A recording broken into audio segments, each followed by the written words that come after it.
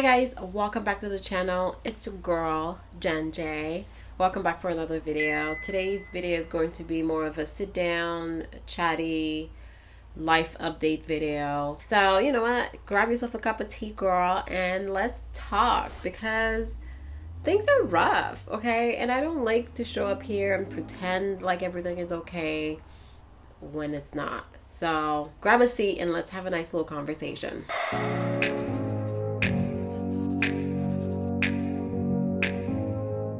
While I do this, I am going to actually finish my skincare. Yeah, it's been one of those days. So I worked out this morning, or I went on a run this morning. I showered and I only had time to like put on a little essence. I didn't actually do my full skincare because I had to get to work. I had to get things going, whatever. It's always like that. It's always so busy. It's probably why I'm feeling the way that I feel. So I am going to do my skincare and finish it up because my skin feels super dry, especially my lips. Maybe I just want to start with that. Over here with my lips all cracked. Anything that I use will be linked down below.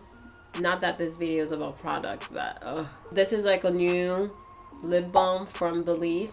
And I like Believe as a brand. I've worked with them a few times. I have a bunch of their products. It has Centella Asiatica in here to help hydrate your lips. Anyway, back to this video. So your girl is having a hard time. I'm having a hard time with a lot of things. So let's talk about it. As you know, and I'm very open about this, I'm in therapy. And I've been in therapy, I want to say since the beginning of this year. Maybe like March, April, May. Anyway, I've been in therapy for a few months now, and one of the things that we are discussing in therapy, which has me all up in my feelings, is the death of my father. So as you know, Haiti had an earthquake not too long ago, maybe over a month ago in August, and that earthquake was a huge trigger. Hold on, let me get that in there. The last major earthquake that hit Haiti, my father passed away. What I realized is the fact that I've just never dealt with it. I've just been pushing it down, push it to the side, avoid it like the Matrix. Whatever I had to do, girl, that's what I've been doing for 10 years. And now that this earthquake hit Haiti and it was a major trigger, I realized how much I've just been sitting on this and avoiding it and not facing my emotions. So that's one of the things that I've been talking about my therapist about. And first of all, this lady, bless her soul. At first, I really did not like her because I was just like, you know, she was just too much for me. But now I'm like, I really like her. She does her job really well. She knows how to get you to get to a realization versus her telling you how you should feel. That's what I like about her. So I've been going through, you know, the stages of grief, I guess, if you want to call it that. And with grief, if there's anybody out there who's struggling, I just want you to know that there is no right or wrong way to grieve. And also, there is no timeline or blueprint on how you should be grieving. And for me, it's been difficult because as I'm going through this, as I'm unpeeling this onion and all of this emotion is coming out, and those are emotions that I never wanted to face. And one of the things that my therapist said is, what's going to happen, Jen, if you allow yourself to feel? And when she said that, like, that was probably a month ago. When she said that, I was like, very good question, actually. So I've just been allowing myself to feel, and it's not pretty. I'm very emotional about it. Every time I think about it, it's still very raw, and I feel like my emotions are all over the place. My emotions are so heightened when I think about my dad. Let me just do my skincare and distract myself, right? I know all the things to do to distract myself. I just don't know how to face and deal with it. So ever since she told me what's going to happen, or asked me the question, what's going to happen if I allow myself to feel, I've been allowing myself to feel, which means that I'm emotional, which means that I'm crying. And that's another thing about me. I've known deep inside that I am a very sensitive and emotional person, but I never carried myself as such. Especially, you know, growing up with brothers only, you know, I feel like they really like made sure I had a hard shelf.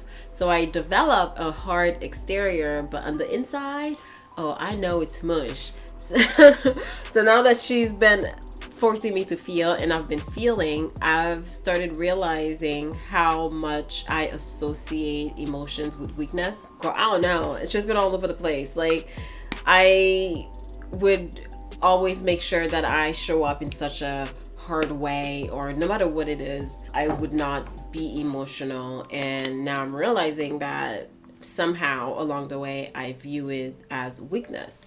So now that I'm allowing myself to feel and I'm crying and I'm emotional, I have to face the fact that it's not weakness, right? I'm not weak because I'm learning and understanding my emotions. If anything, that is empowering me because I know what's going on and I know how to handle it.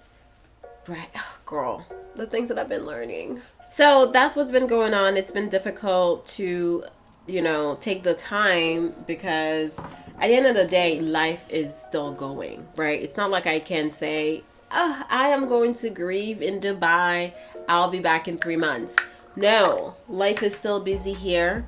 Everybody needs me here. My cat, my dog, my fiance, my mom, my brothers, everybody, like there's so much that's still going on in life. So as I'm going through this internal healing, as I'm doing this work to learn more about myself and show up in a different way where I feel lighter and I feel better, life is still going on. And that's the part that makes it even more difficult to go through this, because it's busy. It's always so busy. I just feel like there's always something to do and I can't catch a break. Oh my god, this video is going to be so long and it's going to be about just me venting. I hope it doesn't bore you, girl. If you're out there and you've been sitting on your emotions and you don't understand them, I really want you to take the time to, do the necessary work to identify them, to work through them, and to understand them. All that to say, with life being so busy and my influencer work being so busy and my 9 to 5 is busy, and they're getting me to even try to do more work. The audacity! They're trying to get me to work. How rude! In any case, with my 9 to 5 and everything just being so busy, I kind of feel like I'm losing myself. When a content creator just completely falls off the map or you don't hear from them for a while, my heart always sinks because I understand how much work this field is, how much pressure we're under. And it's freelance work, it's entrepreneurship, and if you are not showing up in a way that allows you to be successful, then you're not going to be successful. And for me, I put so much pressure on myself because as hard as I work, as hard as I feel like I'm working and I'm always doing something, I don't feel like I'm where I want to be. I don't feel like I'm nowhere near being in a position where I can take the leap and do this full time, and that frustrates me. It puts a lot of pressure on myself to perform at a higher scale, but at the same time, there's just so much going on, right? Like, I just don't know how I'm supposed to do all of this. And yeah, part of it is because I'm a one-woman show. It's just me, right? I am doing so much, and I'm trying to delegate some things. But at the end of the day, right now, it's me, right? I just got an editor. First of all, oh my gosh, shout out to you, Brett. You've been editing my videos, and thank God for you, because I feel like I was just losing it entirely when it comes to just this online business. But in any case, because there's so much to do, I kind of feel like I'm losing myself, like the essence of what makes me me. And one of the things that I always told myself way early when I started this is that I will not be ever go back and forth with people online. That was my hard rule. And the other part was for me to never lose who I am. The essence of what makes Jenn Jenn. Never wanted to lose that. That's why I always show up as myself, anything that I do online, because I can't pretend to be someone else, especially in a field where things are just so difficult and there's so much pressure. So I was always like, I'm gonna be myself if I'm gonna do this. And now I kind of really feel like I'm in a place where I'm losing myself. There's just so much pressure. Being a natural hair blogger as well, I think just makes it so much more difficult, because there's a lot of opportunities that I see other creators get, and like, part of me understand they're working out hard too, right? They're grinding out there. A lot of them have management. Especially when you have management, I think it's like a game changer, because it really helps you navigate this field. And a lot of them have, perhaps connection in the industry. But then the other part of me kind of look at it, and I don't want to say it, but sometimes I'm like, Is it because they don't have natural hair or they don't wear the natural hair? Is it because they're not black? I don't want the business side of influencing to make me lose my essence and make me lose who I am. Although I really feel like I'm getting to a place where it's not as enjoyable as it used to be. The content creation part I enjoy, and I think I always will. The creativity part and coming up with ideas or a different way to deliver my message, I think I will always enjoy. However, I like expensive things too. I want to get paid to do what I do. And listen, I blame my mom because that lady is so shishi, and I'm like 5% as shishi as my mom is. And I want to get paid. I want to be compensated for what I do. In light of all of that, and because I feel like I'm not getting some of the deals that I really want to get, especially in the niche that I am very passionate about. As you guys know, natural hair is my thing. I've always created content around natural hair, and it was around taking care of your hair, accepting your hair, loving your hair. That's a part of me that will always be there, that I will always have so much love for natural hair. However, that niche really doesn't support a lot of creators. I don't think there is one just straight natural hair blogger that is successful just straight doing natural hair without like coming out with their own business. Like the only person that I can think of is Whitney, Natural 85, but she did a lot of vlogging in the past, and also now she has her own business, you know what I mean? So it's a little bit different. So without coming out with your own thing, can you really be successful? And even when you do, if it's not like in the hair world, can you really be successful? Like, I don't know, I've just been asking myself these questions. And in light of all of that, I actually came out with, you know, my partnership with IMONNatural, which is a self-care box that we created together. And thank you to everyone who purchased the box, who supported me, my channel, as well as a Black-owned business, because IMONNatural is a small Black-owned business. Thank you to all of you who purchased a box. That means so much. It really helps me out. It helps her out at the same time. Spending your money, it's a big deal. You know, anybody that is going to spend money on something is a big deal. But if you choose to spend your money in a way that supports someone else, honestly, from the bottom of my heart, it just means so much. By the way, we are going to stop selling them up the end of September. So you only have a couple of days left if you want to get yourself a box. Once October turns around, that's it. It's over. We're stopping it. And then she's going to come out with her own fall. She's going to continue doing her own thing, but our partnership is done. So there's only 3 more days left. The plan was actually to sell 200 boxes, and I'm going to be very transparent with you guys. I feel like it's one of the things that also had me in my feelings for the past couple of months. The plan was to sell 200 boxes, and we did not sell 200 boxes. Last I heard, I think we were at around 70, and it really affected me. I don't want to associate my self-worth with what I do online, but at the end of the day, you put so much of yourself out there. I put so much of myself with something like that, like a box that was curated. Like, we worked so hard on it. That's the first time that I ever came out with anything online, and it affected my self-worth. Like, am I actually cut out to sell? Am I cut out to be an influencer? Am I even like a good influencer? Like, because I don't want to be one of those people that just push products, any products, just for the sake of making money. Again, blame my mom. As much as my mom is super shishi, she instills so much values in all of her kids, all of us. Me and my brothers, you would never see us doing something that's not in line with what my mom instilled in us in terms of values, morals. Because I mean, sometimes I really wonder, when I was younger, I was like, you know what if I like strip a little bit for like a few years, 1 or 2 years, I could make some serious money and get myself out of some situation that I was in. But I just couldn't I couldn't allow myself to do this because I have morals. Why do I have morals? I put so much of myself in anything that I put out, my content, even this self-care box, and for it not to sell. And you see so many creators, right?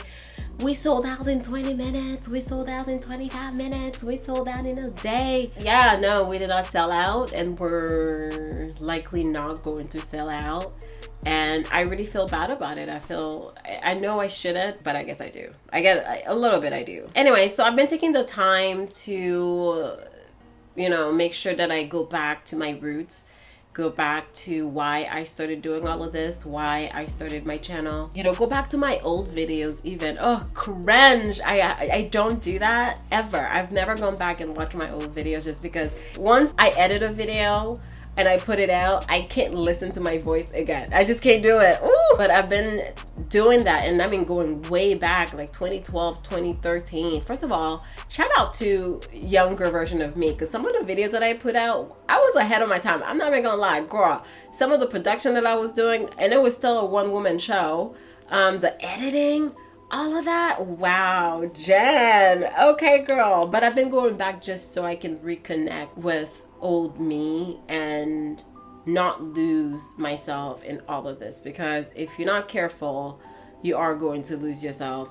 And you know what? I know what y'all want, and I'm not gonna give it to you, but I know what you want. What y'all want is some hair oil or hair growth oil, something that I will slap and say, this is what I use to grow my hair. I can't do it. I have morals. I can't bamboozle you into buying some hair growth oil that is not actually going to grow your hair, but psychologically speaking, you're going to feel like it does. That's just not me. Let's talk about my hair. My hair is clearly colored, and shout out to everybody who likes it. To anybody who felt the need to tell me that they hate it and that my hair is going to fall out, thank you. And to the ones who felt the need to tell me that they are going to unsubscribe because of my hair color, I don't take that personally at all. Listen, if my channel no longer serves you and you are on a different journey, then go ahead, boo-boo.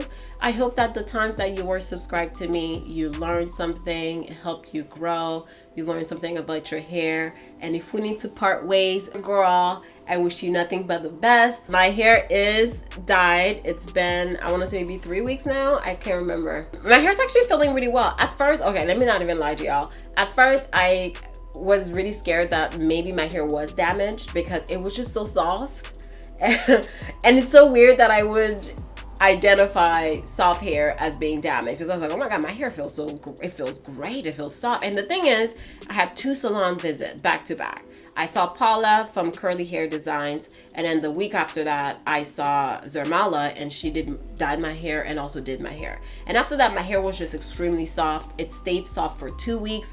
Never seen my hair so soft and just like flowy. It wasn't sticking up like this. It was kind of like just doing her thing and like to the side, and I could do the swing.